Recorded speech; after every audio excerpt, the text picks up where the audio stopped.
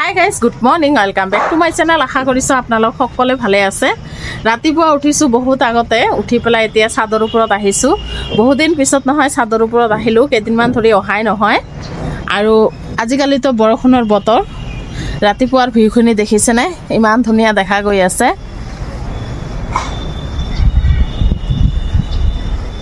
বৰষুণৰ বতৰ মানে অলপ ঠাণ্ডা ঠাণ্ডা বতৰ।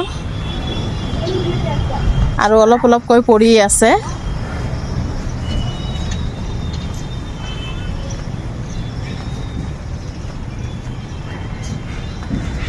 এতিয়া ৰুমত যাও, চাহ নাস্তা একো বনোৱা নাই, বনাও।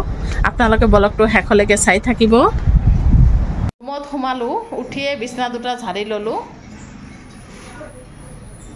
এতিয়া পাকঘৰত সোমাও, চাহ নাস্তা একো বনোৱা নাই আৰু আজি নহয় ৰুটিও বনোৱা নাই। ৰাতিপুৱা পুৰি লৈ আহিছে কিনি, ইয়াত পুৰি আছে।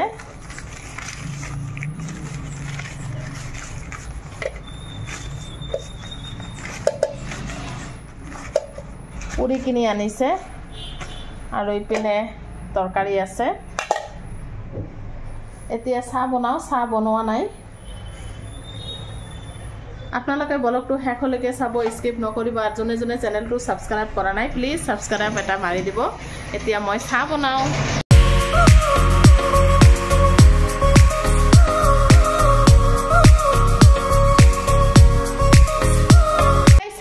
চাহ খাই কাঁহী বাটিবিলাক ধুই ললো। এতিয়া দুপৰীয়াৰ কাৰণে ৰান্ধা বঢ়া কৰিম, ইপিনে ৰেডি কৰি লৈছো। বজাৰৰ পৰা লৈ আহিছে কচু ভাজি বনাম শুকান মাছ দি, কাটি কুটি ললো।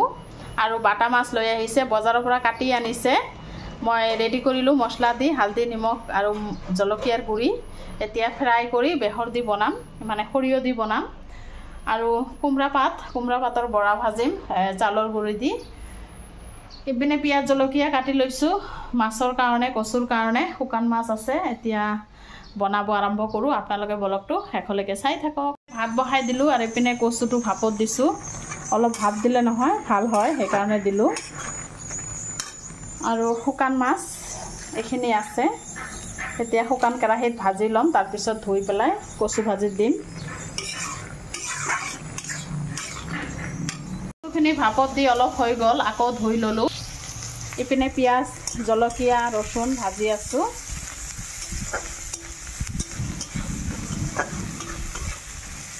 এতিয়া শুকান মাছটো দি দিম।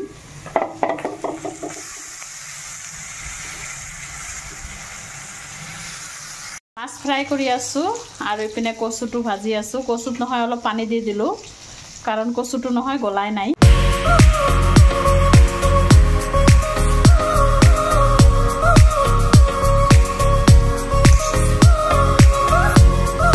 দুপৰীয়া ৰান্ধা বঢ়া কৰিলোঁ, কৰি পেলাই নহয় কাপোৰ ধুই দিলোঁ। বহুতখিনি কাপোৰ জমা হৈছিল।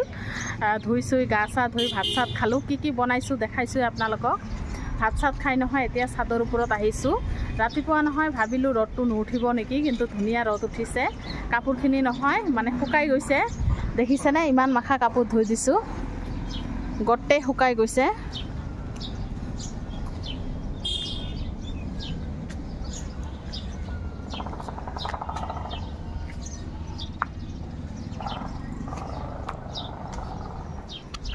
এতিয়া অলপ বিচনাত যাওঁ। দুপৰীয়া খোৱা লোৱাৰ পিছত নহয় বিচনাত নগ'লে কিমান যে এটা বেয়া লাগে নহয়। আৰু কাপোৰখিনি শুকাওক, মানে ৰ'দটো ওলাইছে, বতাহ আছে, শুকাওক। অলপ পিছত লৈ যাম, এঘণ্টামান পিছত। একেবাৰে সন্ধিয়া আহি আছোঁ, আপোনালোকে ব্লগটো শেষলৈকে চাই থাকিব। কাপোৰখিনি শুকাই গাইছ, সন্ধিয়া সোমালোঁ পাকঘৰত। ইপিনে সেৱৈ বনাইছোঁ, দেখিছেনে? একদম নাৰিকল গাখীৰ মানে বেছি বেছিকৈ দি সেৱৈ বনাইছোঁ। ইমান ধুনীয়া হৈছে নহয়।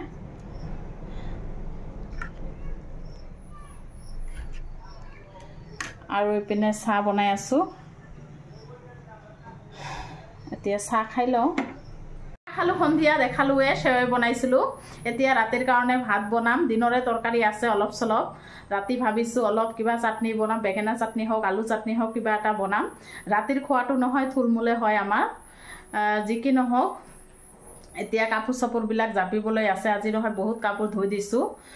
আৰু এটা কথা, মানে আপোনালোকে জানে মই আলনা বনাব দিছোঁ, 15 দিনে হৈ গ'ল, এতিয়াও দিয়া নাই। চাওঁ কেতিয়া দিয়ে। কিমান যে অসুবিধা হৈছে নহয়, দেখিছেনে? ইয়াত এনেকৈ কাপোৰ পেলাই থৈ দিছোঁ। বিছনাত থৈ দিছোঁ আজি এইবিলাক ধুই দিছিলোঁ এতিয়া জাপিম গোটে চেয়াৰতো আছে এনেকৈ পেলাই থৈ দিছোঁ কি কৰিম এতিয়ালৈকে দিয়া নাই আৰু এটা কথা হুলস্থুল কৰি বনাব দিলোঁ ঠিকে এতিয়া যে ক'ত বস্তুটো থৈ দিম সেইটো জায়গা আৰু বিচাৰি পোৱা নাই দেখিছেনে গোটেই ৰুমটোত দেখিছেনে অলপো জাগা নাই ক'ত যে বহাম ভাবি আছোঁ আলনাটো পাকঘৰতো এইটো